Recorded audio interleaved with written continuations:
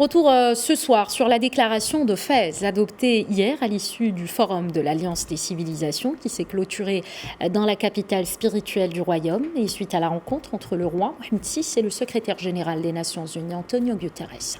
On en parle avec Falid Lassri, directeur du Centre des études sociales et anthropologiques à l'Université internationale de Rabat qui a pris part à ce forum en tant qu'expert. Bonsoir Monsieur Lassri, bienvenue. Bonsoir.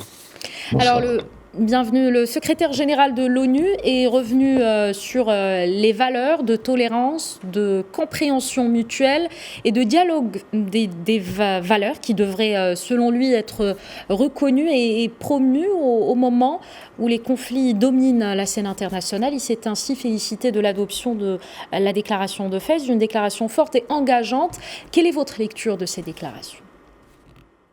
Écoutez, c'est une démarche, à mon sens, fondamentale, en ce sens qu'elle continue d'aller à contre-courant de toute une série de théories qui avaient été élaborées, dont notamment la thèse du clash des civilisations. Et donc la question de l'alliance, c'est aujourd'hui une posture tout à fait constructive qui amène et qui positionne d'ailleurs le Maroc d'un point de vue stratégique sur ces questions cruciales, centrales, qui ont à voir avec la stabilité, avec la coexistence, avec des enjeux évidemment également économiques, de reconnaissance de l'autre. Et donc c'est simplement une prise de conscience que nous sommes dans un monde globalisé, intriqué, où il y a évidemment la prise de conscience nécessaire du faire ensemble.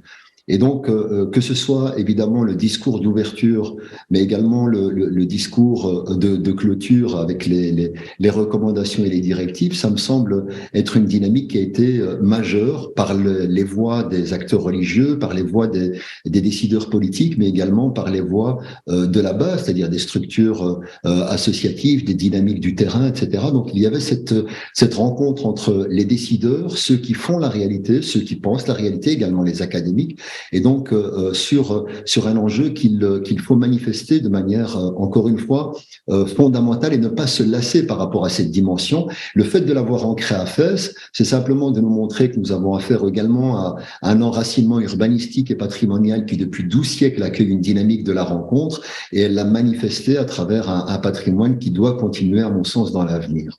Et Antonio Guterres a aussi reconnu le leadership du roi Mohamed VI dans la promotion des valeurs de tolérance et de respect des différentes cultures, régions et civilisations. Pouvez-vous justement revenir sur cette tradition du dialogue religieux et culturel que cultive le Maroc ?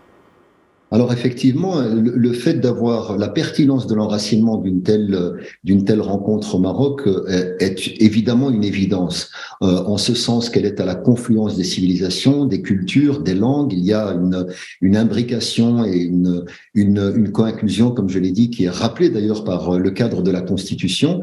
Et donc, et en fer de lance, évidemment, on a la politique diplomatique marocaine et en l'occurrence au travers de la voie royale qui ne cesse de s'affirmer au travers de ces dimensions, de la question de la prévention à la radicalisation jusqu'à la question de la coexistence pacifique, et en affirmant également par des biais très très concrets. Rappelons toutes les initiatives qui ont été menées, la mise sur pied d'instituts de formation depuis 2015, notamment pour les imams, et tant d'autres initiatives articulent évidemment d'une part le fait que le Maroc est un modèle fiable et viable et qu'il y a une dimension pragmatique au-delà simplement de positions de principe. Mais il affirme ses valeurs comme un ADN, en même temps comme un savoir-vivre, mais aussi comme un savoir-faire.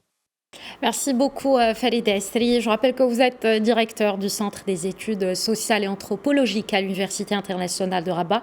Merci d'avoir été avec nous. Merci à vous.